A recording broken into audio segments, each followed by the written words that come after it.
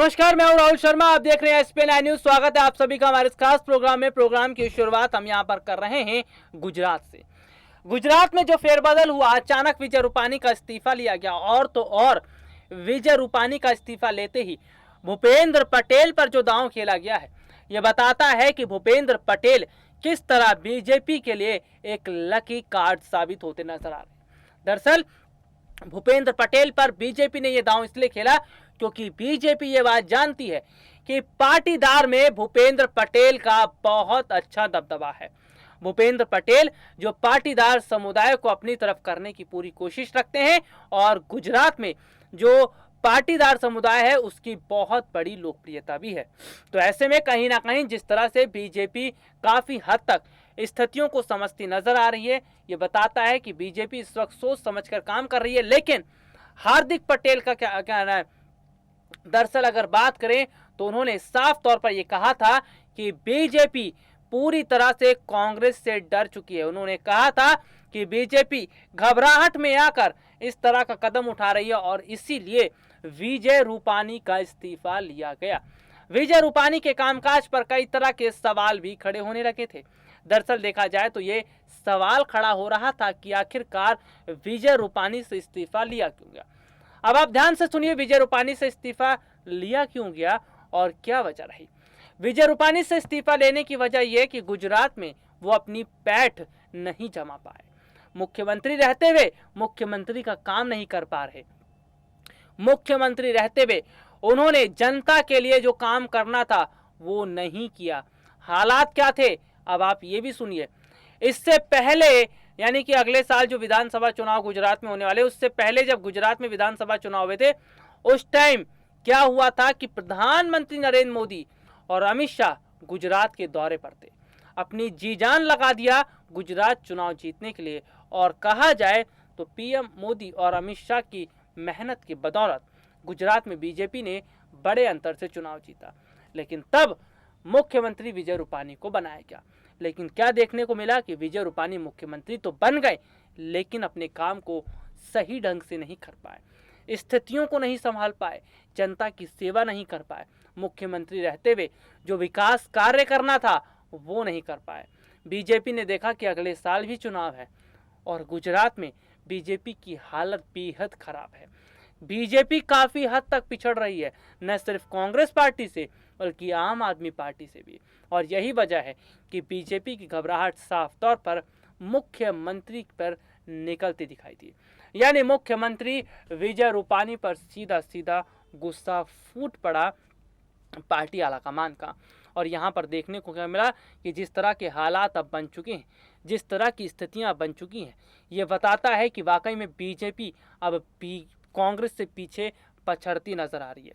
यानी कि उत्तर प्रदेश का जो विधानसभा चुनाव है वहां पर भी सर्वे कुछ इस तरह की बात कर रहे हैं कि कांग्रेस बहुत बड़े अंतर से चुनाव जीत रही है।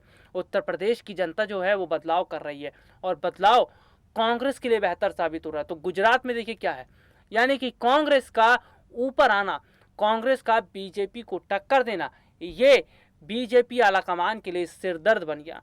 इसीलिए उन्होंने फैसला किया कि शुरुआत की जाए मुख्यमंत्री चेहरे को बदलने से। और आपको यहाँ पर यह भी सुनना पड़ेगा कि उत्तर प्रदेश का जो विधानसभा चुनाव होने वाला है उससे पहले ये खबरें निकलकर सामने आई थी कि सीएम योगी के चेहरे पर यूपी विधानसभा चुनाव नहीं लड़ा जाएगा। इस तरह का खबर जो है वो निकलकर सामने आई थी, इस तरह की बातें कहीं जा रही थी।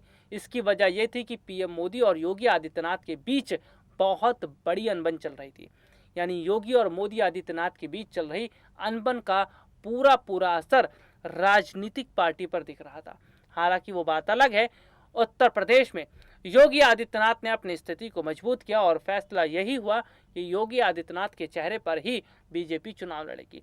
तो कहीं ना कहीं अगर उत्तर प्रदेश में योगी आदित्यनाथ अपनी पकड़ को मजबूत नहीं बना पाते तो शायद सीएम चेहरा बदला जा सकता था, ठीक ऐसे ही जैसे गुजरात में बदला गया। तो क्या समझ लिया जाए, बीजेपी अब कांग्रेस से डरने लगी है। समझ लिया जाए, क्या बीजेपी को इस बात का डर लग रहा है कि कहीं उत्तर प्रदेश के विधानसभा चुनाव में कांग्रेस कोई बड़ा करिश्मा ना कर दे। क्या बीजेपी को इस बात का डर सता रहा है कि साल 2024 के लोकसभा चुनाव के दौरान कांग्रेस कोई बड़ी रणनीति न बना ले। दरअसल अगर देखा जाए तो फिलहाल हालात जो हैं वो बहुत कुछ बयां कर रहे हैं। बीजेपी इस वक्त काफी विकट स्थिति से गुजर रही है। बीजेपी ये बात जानती है कि जनता भी मोदी सरकार से परेशान है, जनता भी बदलाव चाहती है और बदलाव की ओर देखा जा रहा है कांग्रेस पार्टी की तरफ। कांग्रेस पार्टी जो शुरू से जनता की आवाज़ बनी है, युवाओं की आवाज़ बनी है, महिलाओं की आवाज़ बनी है और पूरी तरह से लोगों के साथ मिलकर रही है, उसी कांग्रेस पार्टी से आज बीजेपी डर रही है। लेकिन हकीकत क्या है कि जिस तरह से देखा जाए तो बीजेपी ने बहुत सोच समझकर अब फैसला लेना शुरू कर दिया है। नौबत तो यहाँ तक आ गई है कि मुख्यमंत्री से इस्तीफे भी ले लिए जा रहे हैं। अगर उनका काम बेहतर नहीं है, उनकी परफॉर्मेंस बेहतर नहीं है, तो उनसे इस्तीफा लेकर नए चेहरे को जगह दी जा रही है। यानी हाल ही में मोदी कैबिनेट के अंदर बड़े फेरबदल हुए, ज्योतिरादित्य सिंधिया जैसे नेताओं को बड़ी जिम्मेदारी दी गई, तो वहीं रविशंकर प्रसाद, प्रकाश जावड़ेकर जैसे नेताओं को नीचे गिराया गया, यानी उनका डिमोशन किया गया।